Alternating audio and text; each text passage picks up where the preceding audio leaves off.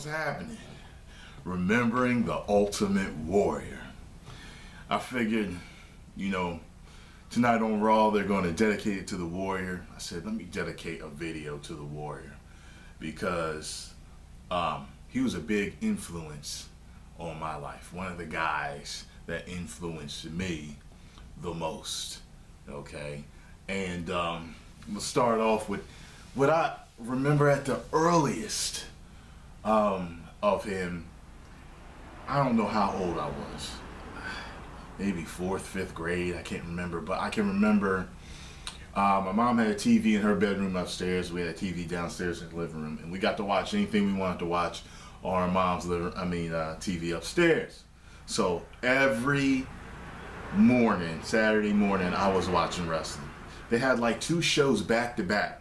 It was like Wrestling Superstars and something else. And I always noticed that in the first show they would say, next week this will be on, and then in the next show, like it was next week, they would have the matches I was looking for. So that was always great. And I remember when I first saw him and the music hit and this Savage comes running down to the ring with all this goddamn energy, and the guy who's the jobber is extremely afraid. And this is back, of course, when I thought it was real.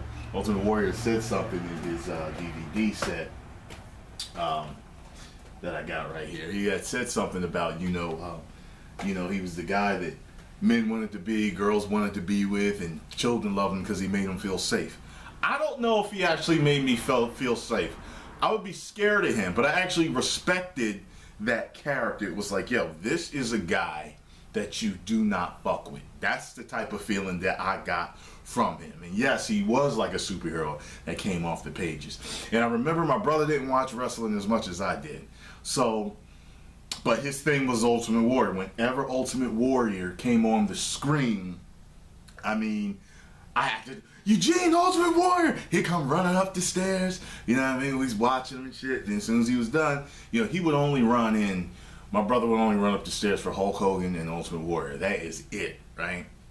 So, and I can remember, just getting older, and there was this one point where we were into the Warrior so much. We were in a video store over here. It's called West Coast Video. We were in a video store renting DVDs, and there was this dude that walked in. And I don't know how big he was now because I'm an adult now, so it's different comparing it. But it was just black dude, and he had his arms folded behind his back. He was just waiting for somebody. And he had all the vascularity of a warrior without the things being tied up. And I can remember I going to get my brother, like, Eugene, come here, look.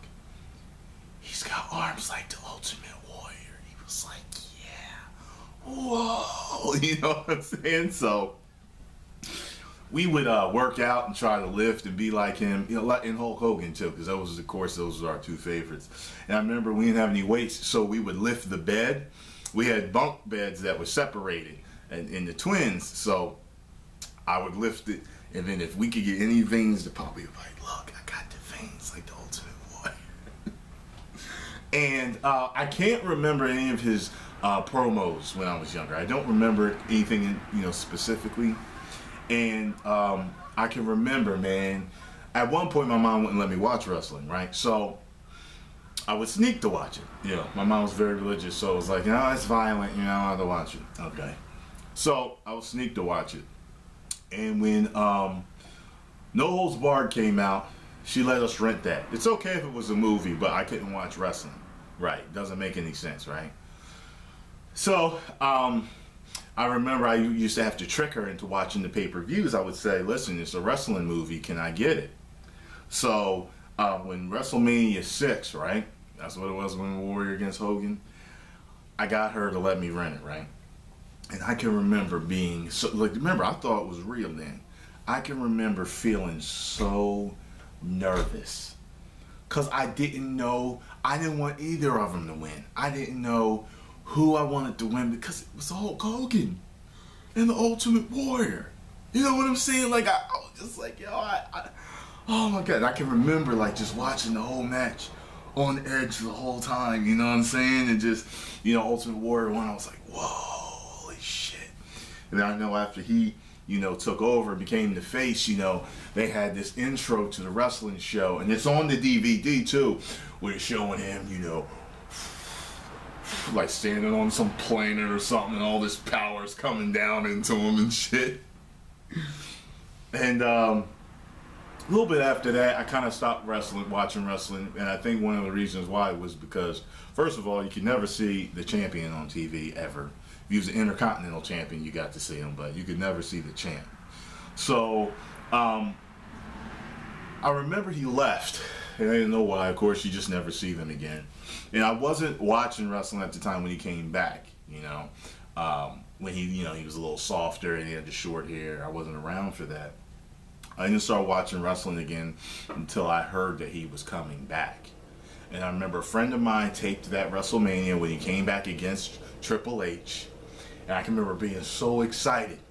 And when the music hit, dun, dun, dun, dun, dun, dun, dun, dun, dun, dun, and they had the whole opening created like the warrior mask, and it all, you know, was fireworks, and you could see him, you know, kind of see his shadow getting ready. I was like, oh shit, here it comes, he came like, and you know the fireworks is coming up. I was like, oh shit, he's back, it's him. So, you know, he came back, destroyed Hunter, and I can remember being really disappointed.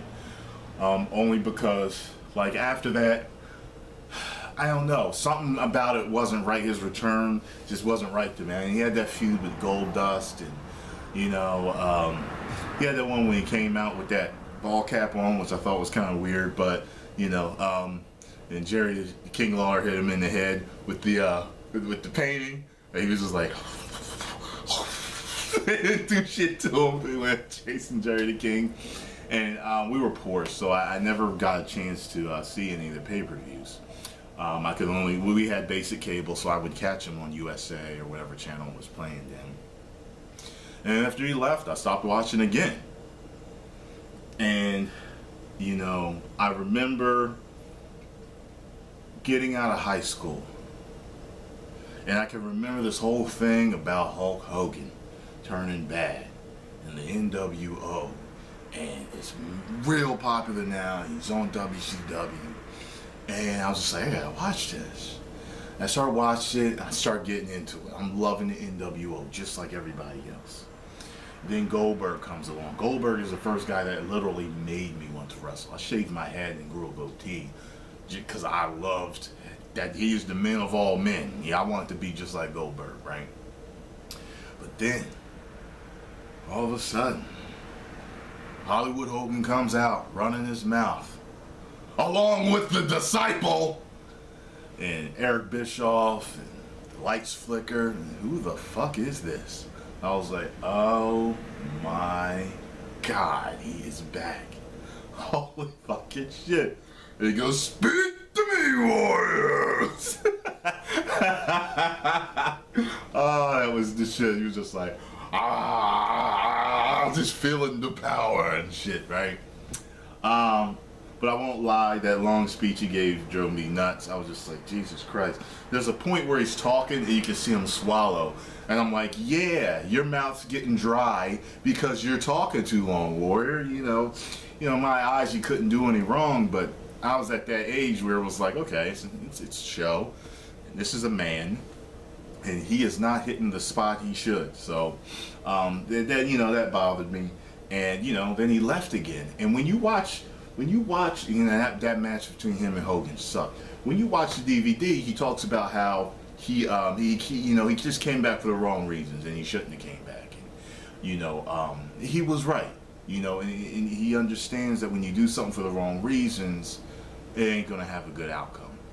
But I'll tell you this, when I was watching the DVD, y'all, and I'm listening to him, matter of fact, when the Self-Destruction of the Ultimate Warrior DVD came out, I bought it the same day it came out. And I could remember them talking about the part where, Vince McMahon saying he would go into like a trance and speak in tongues. And I thought it was really weird that I actually understood everything that he was talking about. I understood the concepts in his speeches. he never confused me at this age, which is kind of interesting. He was born June 16th, I was born June 14th. Both Geminis. And after this, when this one came out, because y'all know I'm a student of success, I like to take things from different people that, you know, I admire or I look up to and implement them into my life. And I watched the DVDs, and I remember as he's talking, I'm like, he is talking about things that I've learned about already. And I remember I love that trip, this DVD set. I love it. So I decided to watch it again, and I got done the first DVD the other day, and I was taking notes. And like I was taking notes, like when you listen to him when he's talking about, remember how I talk about Magnus? Remember how I talk about how you've got to have a strong enough why, and you got to, you know, really dwell on your goal. Well, he talks about in that DVD about how he when him and Sting were together in the car. Let me check this time. Yeah, when him and Sting are in the car together driving, you know, and they're green as hell and they're driving, you know, to the whatever they gotta go to wrestle. And he said we were just talking about how we were gonna be filthy rich and dreaming about it. You see that? And he smiles when he talks about it, which means back then he felt good about it, which means this was a big enough why. They wanted to be rich and famous and millionaires. Both of them succeeded. They went in different directions, but they both had a strong enough why. And that's why I also tell you sometimes you could do something one way, another guy could do it another way, but because both of your thinking was correct, that's the reason why you both succeeded. There are many avenues to success. Somebody could do it the wrong way, someone could do it the right way, and all of a sudden you're both famous and you're like, well, wait a minute, how the fuck did that happen? Exactly. And, you know, I was just like, man, this dude is really intelligent. And I wish I had a chance to have met him, you know, or, you know, heard him speak at one of his seminars. Maybe I can find one on YouTube. I haven't gone looking for any of his seminars to see. But, yes, he was different. He was very different. Some might call him weird or odd, bizarre. But you don't want to be part of the crowd. You don't want to always fit in. Something about him is he always stood out. And if you notice anything about anyone that is very successful, they stand out. They are not with the pack. They lead the pack. Or they are the black sheep. They stick out. They are very different. There's something special about them. There's something special about him. It was just weird when he died because it was like, you know, I understood his speech too. And I just, you know, I knew he was all over the place, but I understood what he was trying to say. And I'm not painting him to be an angel. I'm sure he was a man with his own faults and stuff, you know, like that. But I understand who the man is. I get it, just from what I've seen. It'd been nice to have. It'd been nice to have met him, but I saw him in a discussion with Rob Van Dam, and I was like, damn, these dudes talk about the same shit wow, yo. That's what I'm talking about. These guys are on my level. They're above my level because they've made it further than me. But these are the type of guys that I like to associate with. They think deep. And they have passion for what they think, man. That's what I'm talking about. So I'm going to watch Raw tonight. I'm going to love it. I hope they put on a good show. And that's all I got to say, man. Yo, if y'all ain't got it, go out and get the DVD. I think it was like $20. It's definitely worth it. You know what I mean? Post all your comments below. Let me know all your fondest memories of the Warrior. My fondest is of him and Hulk Hogan at WrestleMania. That was my favorite. That was my favorite match, and it is one of my favorite matches. And the reason why it's on the top 10 favorite matches of all time for people is because it was such a pinnacle time.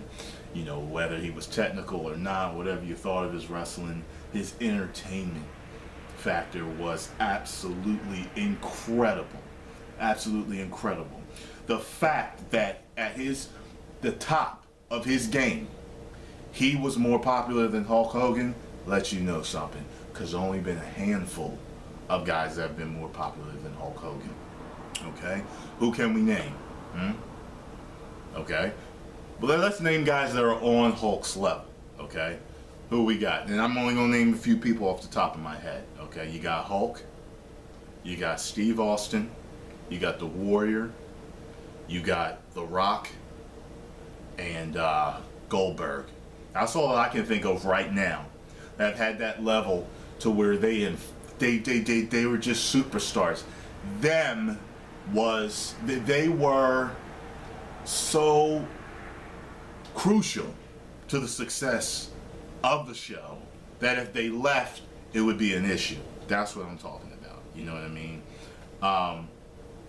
That's it. That's all I can think of right now that were at least in my eyes, that instrumental in wrestling like that. I mean, there are certain names. Macho Man.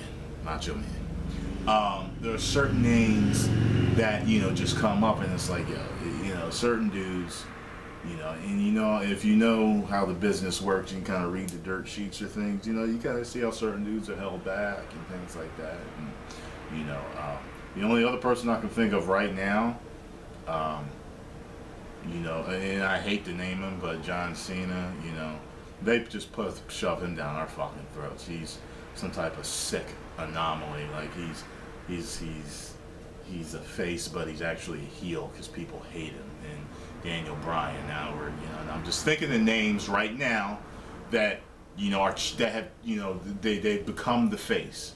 Randy Orton was never that big. I don't think even Batista was ever that big.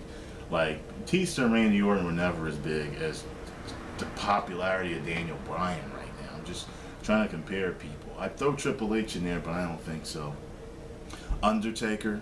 I remember reading something before about how Undertaker was going to be the face of the company, but then Vince changed his mind because he didn't want a character like that representing the company. But yeah, Undertaker definitely was on Hulk's level at certain periods of time.